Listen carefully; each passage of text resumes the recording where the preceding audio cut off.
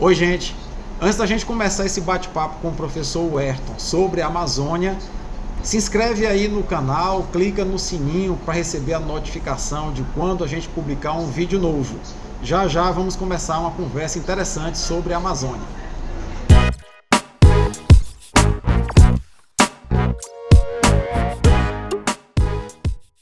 O Conversa do PH de hoje tem a honra de receber o professor Ayrton Costa, que é licenciado em Geografia, bacharel em Direito e é professor da UESP, meu amigo da UESP, para conversar um pouquinho. Acompanha primeiro aí um pouco da trajetória do professor Ayrton Costa. O Ayrton Francisco Rios da Costa Sobrinho é graduado em Direito, em Geografia e História pela Universidade Estadual do Piauí. Possui mestrado em Geografia pela Universidade Federal do Piauí e desenvolve pesquisas nas áreas de Geografia, História e Direito, com foco na climatologia e geografia cultural, história urbana e social, patrimônio cultural, educação patrimonial e direito ambiental urbano. É professor efetivo da Universidade Estadual do Piauí, compondo o conselho editorial da revista Clovis Moura de Humanidades. Possui ainda um importante papel nas análises das questões climatológicas no estado do Piauí.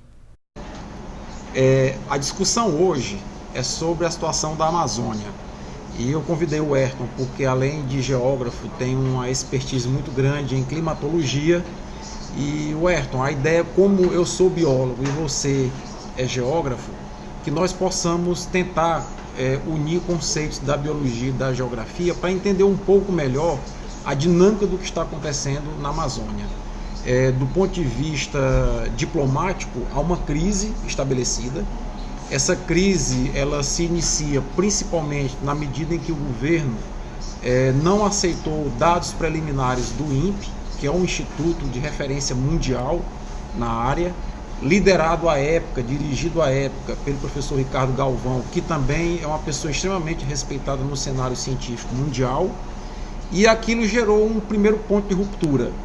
A partir daí, o governo começou a fazer críticas à Alemanha, críticas à Noruega, que são países financiadores de ações de preservação na Amazônia, culpabilizou as ONGs pelo desmatamento e queimadas da Amazônia, e chegamos a esse cenário de crise diplomática que tem agora se acirrado mais ainda com a França, e que pode levar o Brasil a colecionar prejuízos no comércio mundial, principalmente com boicotes a produtos da agropecuária brasileira.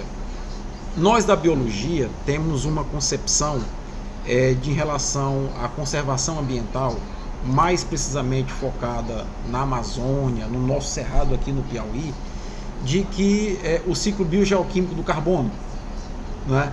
E o ciclo biogeoquímico do carbono, para nós da biologia, mostra que as plantas elas são imobilizadoras de carbono atmosférico, na medida em que elas usam o CO2 na fotossíntese para produzir moléculas de amido, moléculas de celulose. Então, quando uma árvore pequenininha começa a crescer, ela vai produzindo, sintetizando celulose e amido como reserva e a celulose como estrutura, e aquilo ela vai absorvendo o CO2 da atmosfera. Quando você desmata uma área de floresta com árvores de décadas de vida, centenas de anos de vida, e posteriormente ao desmatamento você ainda queima aquela matéria orgânica, devolvendo o CO2 para a atmosfera, você está ali contribuindo para o aumento do CO2 na atmosfera e potencialmente agravamento do efeito estufa. Eu queria compreender e que você também colocasse na visão de geógrafo e na visão de climatologista, como a geografia trata essa questão do desmatamento relacionado ao efeito estufa. Muito bem, bom dia, né? A gente vê com bastante preocupação o processo do avanço do desflorestamento, né, da Amazônia, e a forma como isso vem sendo conduzido, né, pelo Estado brasileiro. É claro que não é de hoje que o processo de desflorestamento avança a passos largos. Nós avançamos muito em termos de matéria normativa, em termos de instrumental de fiscalização e de pesquisa, de conhecimento, né, de todo o ecossistema amazônico. não só pesquisas a nível nacional, mas muitas pesquisas no plano internacional, mapeando todo o circuito de energia e de matéria dentro do ecossistema amazônico. A pesquisa dos rios voadores, por exemplo, né, da USP, é um exemplo fundamental de como a floresta ela interfere diretamente na dinâmica pluviométrica do Centro-Sul, de tal forma que essa questão ela deve ser analisada com muita honestidade intelectual. Ou seja, nós não podemos fazer um olhar sobre a temática amazônica eivado de ideologias, né, politizando o debate de uma forma rasteira, se devemos pensar de uma forma política, isso é inevitável, de uma forma mais ampla, e que esta condição, esse olhar político contemple a opinião da academia e da sociedade que lá vive, que é mais importante, que é o foco de todas as políticas públicas, todas as políticas de desenvolvimento, todas as intervenções dos principais agentes econômicos, sejam nacionais ou internacionais. E quando falamos da questão do desflorestamento e via queimada, né, da poluição, dos ciclos de carbono, como você bem mencionou, temos que compreender a importância que a Amazônia tem em um contexto global, da dinâmica climática propriamente dita. De tal forma que, quando nós temos um plus de carbono na atmosfera, né, um plus de poluentes, esses poluentes eles vão alterar a condição química da atmosfera e a radiação solar, ou seja, a energia que entra no sistema Terra, vai interagir de uma forma diferenciada com este plus de carbono. Naturalmente, nós sabemos que a atmosfera tem uma composição muito heterogênea do ponto de vista dos componentes e que cada componente, hidrogênio, oxigênio, gases raros, nobres, metano e o próprio dióxido de carbono, monóxido de carbono, eles vão reagir com a radiação, vamos dizer assim, ultravioleta de uma forma diferenciada. Alguns vão refletir esta radiação, outros vão absorver, e o dióxido de carbono, o monóxido de carbono, tem a propriedade de acumular energia no sistema, que por si só causa preocupação, dada os estudos que hoje nós temos de ampliação das médias térmicas de calor no mundo. Aí só pegando o teu gancho, que você colocou até que o problema advindo, ou os problemas advindos do desmatamento e das queimadas na Amazônia e em outras florestas do mundo, eles têm repercussão global, né? Então, quando se pergunta qual é o interesse que países como a França, como a Alemanha, como a Noruega, como a Finlândia têm em manter organizações que monitoram o desmatamento da Amazônia, que fazem até trabalho de conscientização, de reflorestamento da Amazônia, apoiando pesquisas, me parece que é uma visão um tanto quanto reducionista, porque esses problemas podem repercutir no clima da Europa, né? Nós temos ondas de calor cada vez mais frequentes na Europa. A gente sabe que o aquecimento global pode repercutir um degelo, como já está ocorrendo, de geleiras no mundo inteiro. Agora no Chile foi documentado um grande derretimento, né? Isso pode elevar o nível dos mares, a questão dos Países Baixos da Europa. Então, me parece que climatologicamente as coisas são muito correlacionadas, não? Perfeitamente. O que deve ser pensado é de uma forma sistêmica, né? Ou seja, o planeta Terra ele não pode ser pensado de uma forma compartimentada, como se a gente pudesse observar o Saara é uma coisa, a Antártida é outra, a Amazônia é outra, a Austrália, a Europa. Quando a gente compartimenta, nós perdemos o liame fantástico de conexões, de trocas de energia e matéria que existem entre esses espaços. Por exemplo, o deserto do Saara, ele gera a matéria que vai ser o componente fundamental para aglutinar, vamos dizer assim, para fazer a coalescência da chuva, para formar os chamados núcleos de condensação, para ser mais preciso. Aquela matéria fina, aquela poeira fina do Saara, além de ter uma característica fertilizante da floresta, ele possibilita que as nuvens que se formam sobre a floresta amazônica se precipitem, retroalimentando o sistema, que as chuvas elas vão se expandindo para o interior até chegar ao centro-sul. Então existe uma conexão profunda entre Saara e Amazônia, como também existe uma conexão profunda entre as temperaturas no Saara, as temperaturas da superfície do mar no Atlântico tropical e os furacões nos Estados Unidos. Então essas conexões elas são muito profundas, da mesma forma que a corrente do Golfo, a Gulf Stream, que se forma ali na América do Norte, né, no Caribe, ela vai influenciar a dinâmica climática na Europa, sobretudo na Inglaterra, na França, amenizando as condições extremas de inverno. Então, essa necessidade de se pensar de modo sistêmico faz com que o consenso, a cooperação internacional, a diplomacia, o direito internacional, sejam o diálogo, sejam ferramentas fundamentais no século XXI. Porque os problemas locais, eles têm vamos dizer assim, uma dimensão global, tem uma conexão com o global, eles reverberam por outros espaços. Então, assim, se essa conexão, porque esse equilíbrio também é muito tênue, né? Nós que somos da área sabemos que o equilíbrio entre os diversos ecossistemas, biomas, zonas climáticas, ele é muito tênue. E se essas conexões elas são do ponto de vista global, como você acabou de colocar, imagina do ponto de vista territorial nosso, continental, América do Sul, Brasil mais especificamente. Mas eu queria pegar um gancho dessa sua fala, que é a questão também, um outro problema que pode repercutir, é que uma floresta como a Amazônia, que é uma floresta tropical densa, pungente, que contém uma massa verde muito grande, as plantas têm pequenos orifícios nas folhas chamados de estômatos que liberam vapor de água diariamente. E a quantidade de vapor de água que a floresta amazônica despeja na atmosfera é algo assim espantoso. Tanto que um recente trabalho demonstrou a questão dos rios voadores, né? No que nós chamamos na biologia de evapotranspiração. Ou seja, é o que a floresta transpira e o que ela evapora, né? Jogando vapor, devolvendo vapor de água para a atmosfera.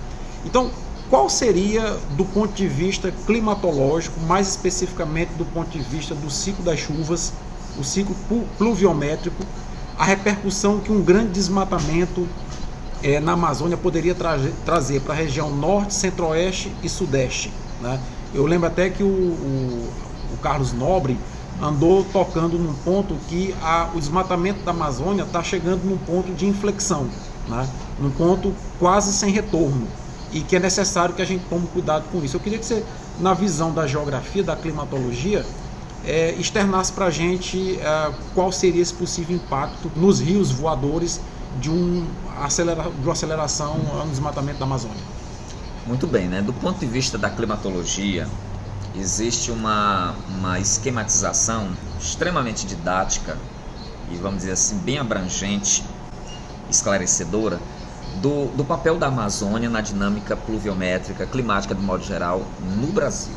Veja bem, a Amazônia ela é um sistema de alta complexidade que interfere em toda a América do Sul, basicamente.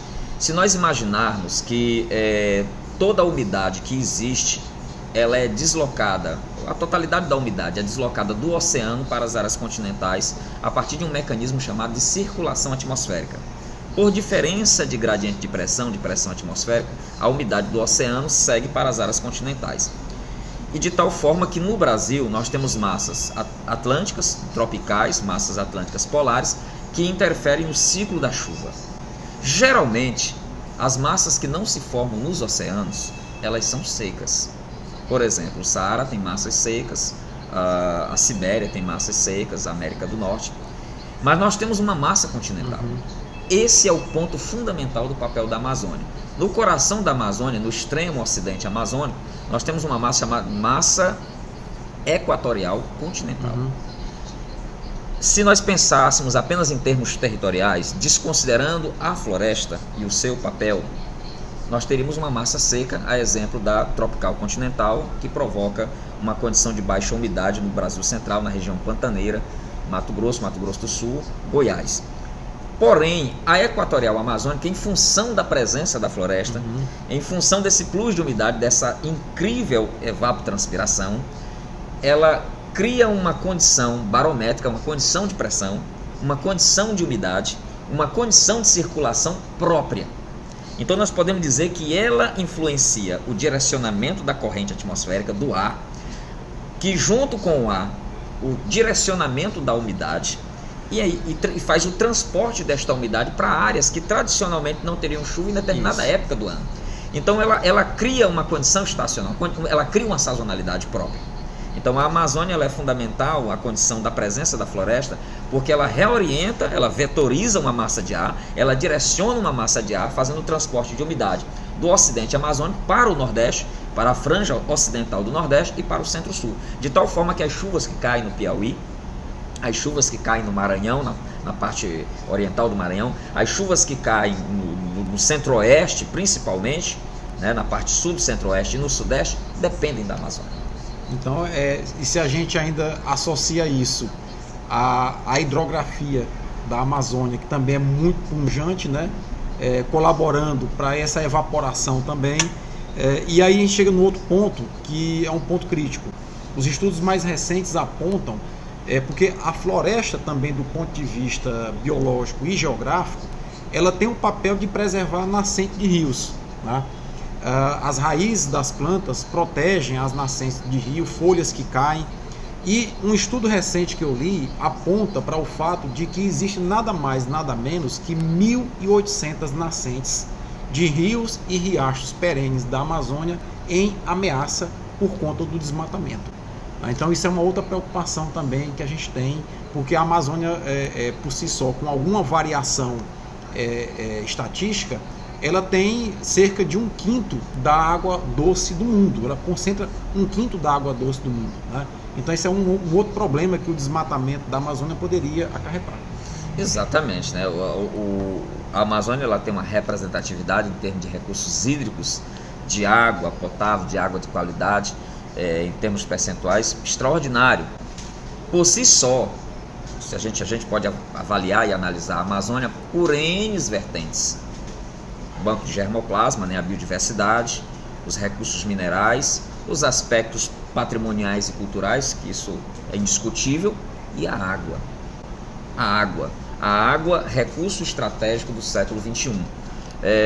Considerando que poucos países do mundo têm uma extensão continental, você tem Rússia, Estados Unidos, China, Brasil, Canadá, e esses países, pela sua extensão, por suas características climáticas, detêm as maiores reservas de água, seja água de superfície, seja aquífero, seja glaciar, né, geleira.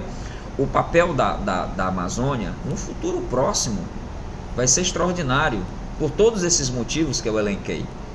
E a necessidade de preservação desses recursos, até porque no mundo existe um movimento claro, vamos dizer assim, de tutela jurídica.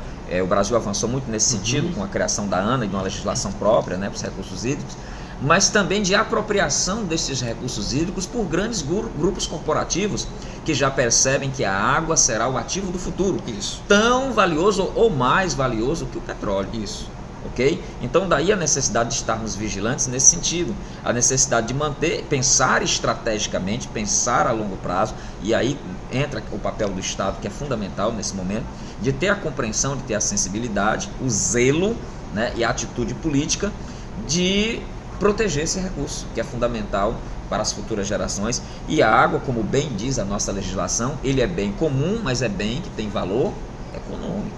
Isso. Então parece até que eu e o Ayrton estamos com o nosso Bluetooth ligado aqui, mas é porque a gente já se conhece há algum tempo e as áreas realmente são complementares. Você tocou num ponto aí importante, que é o banco de germoplasma ou a diversidade genética que a floresta amazônica guarda. E um ponto importante que a gente da biologia percebe é que o patrimônio genético envolvido na floresta amazônica é extraordinariamente grande e curiosamente pouco explorado pelo Brasil. Nós temos uma Fiocruz em Belém, que é um instituto de pesquisa muito importante e consolidado nesse país e no mundo, que poderia estar trabalhando a pesquisa científica para o desenvolvimento de medicamentos, vacinas, cosméticos, com base nesse banco genético que a Amazônia tem. E me parece que essa é uma riqueza que, quando se fala na Amazônia, se pensar, nós temos uma riqueza que o mundo não quer que a gente explore, para a gente continuar eternamente pobre.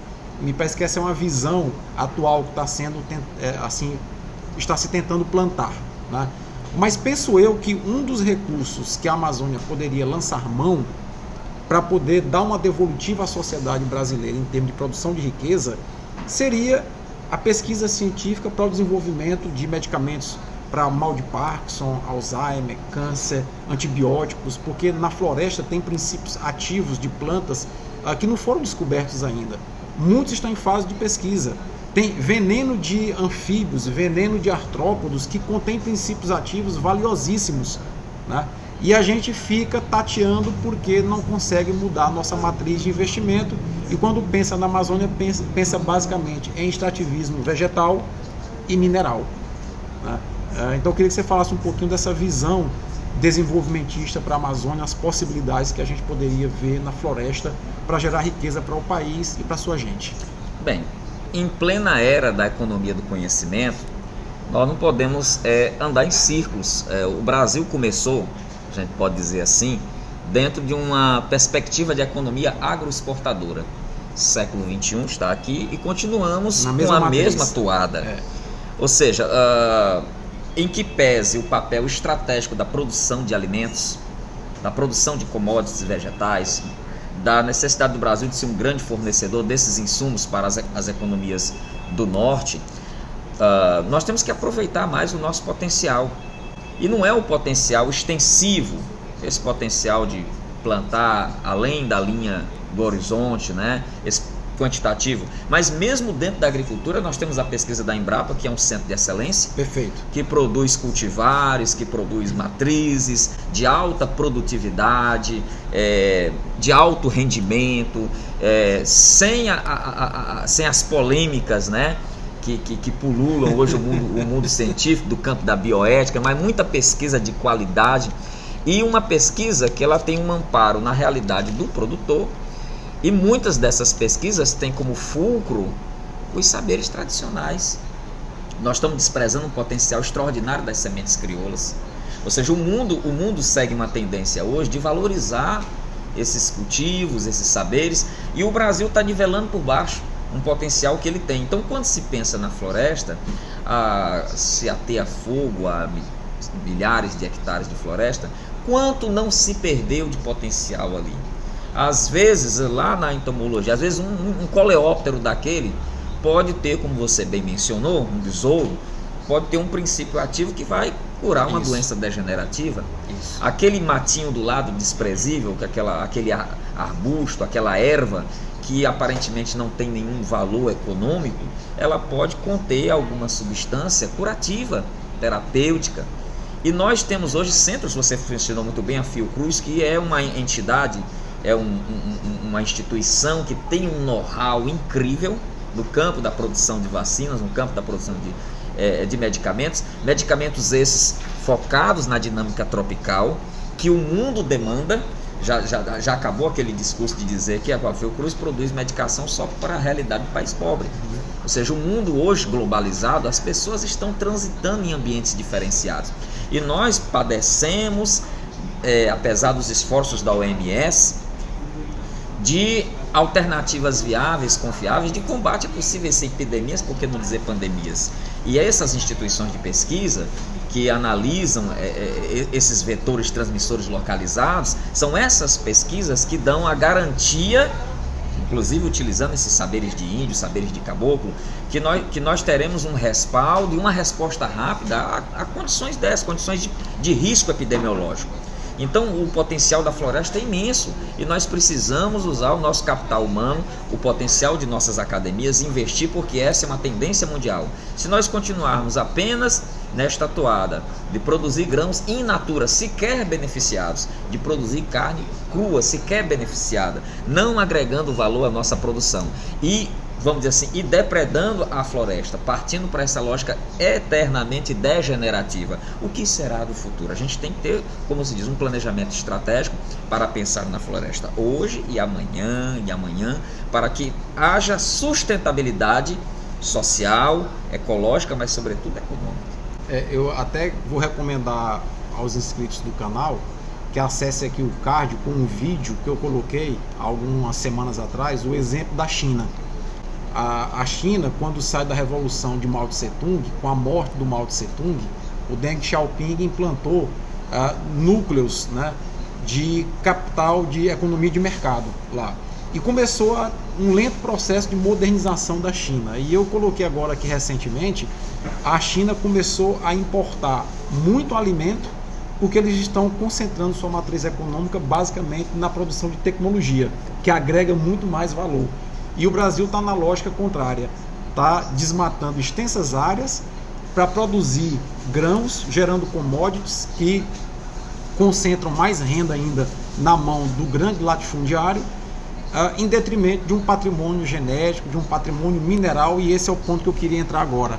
Sabidamente a Amazônia tem jazidas enormes de ferro, manganês, cobre, bauxita, e agora mais recentemente divulgado pelo presidente da República do nióbio, que embora não seja a maior reserva brasileira de nióbio, a da Amazônia, ela está em Minas, mas a Amazônia tem uma reserva de nióbio, né? A exploração mineral, ela é muito impactante para o ambiente. Ela traz um custo muito grande. Eu tive fazendo uma pesquisa, o exemplo de Serra Pelada, que ali no início dos anos 80 atingiu seu auge. Serra Pelada produziu ao todo cerca de 45 toneladas de ouro. Ao longo da exploração de Serra Pelada, o que foi arrecadado com a exploração de ouro em Serra Pelada deu algo em torno de 11, 12 bilhões de reais. É um orçamento anual do estado do Piauí. Hoje está lá o município abandonado, uma pobreza enorme, buraco a céu aberto, cascalho espalhado por todo lugar, um problema ambiental grave, né? Então, qual é o custo ambiental que a exploração mineral feita de forma desordenada pode impactar na Amazônia? A gente sabe que, por exemplo, tem uma reserva de ferro em Carajás e outros minérios muito marcante. Inclusive tem uma companhia que era essencialmente nacional, a Vale, né, explorando lá, mas os chineses também já estão em Carajás, né? Então, qual seria a visão da geografia do impacto que essa exploração dos minérios da Amazônia teria, e se nós teríamos a alternativa de explorar esses minérios de uma forma mais equilibrada? Muito bem, né? Essa é a famosa sinuca de bico da economia, da relação da economia com as questões ecológicas ambientais. A mineração é de fato a atividade econômica mais predatória para o meio ambiente, principalmente do ponto de vista das medidas compensatórias. Quase todos os planos de mineração, eles envolvem custos de recomposição de matéria florestal muito grandes, projetos de educação ambiental. Ou seja, as políticas compensatórias, pelo menos do ponto de vista formal, no papel, elas são muito bonitas, muito amplas, e o custo é assombroso. Mas nós sabemos que a natureza, existe uma questão muito importante que a gente tem que mencionar: o tempo do homem e o tempo da natureza. Os processos de exploração, eles são muito rápidos e eles respondem a demandas externas. Os preços dos minérios, que é um commodity, oscilam muito no mercado. Você pega a ação da Vale do Rio Doce lá na Serra dos Carajás, a maior mina de hematita, de minério de ferro do mundo, uma das maiores de pirolusita, de manganês, ouro, gemas preciosas, o que você imaginar tem naquela região. Há 10 anos atrás eu conheci a mina Sossego, que está inserida lá dentro da área de exploração da Vale, e é um mundo, né, em termos de potencial mineralógico e de investimentos que são feitos na região. Mas do ponto de vista ecológico, vamos usar uma expressão bem grosseira, o buraco é imenso, literalmente, né, falando, porque você tem um processo muito lento para a floresta recompor aquilo. O caso de Serra Pelada é emblemático. Inclusive, aquilo não é, vamos usar uma linguagem, números claros, não está fechado. O problema de Serra Pelada continua, tem uma questão social profunda. Existe uma demanda jurídica de garimpeiros muito ampla, que vem reverberando do ponto de vista da violência, da questão social lá na região.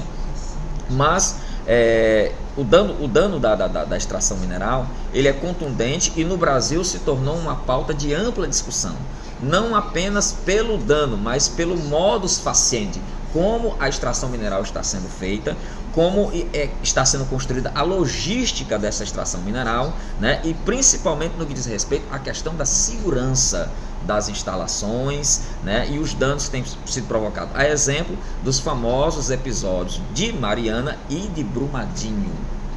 Isso, então assim, nós estamos chegando ao final desse bate-papo. A gente poderia ficar falando de Amazônia aqui quase que o dia inteiro, né, Ayrton?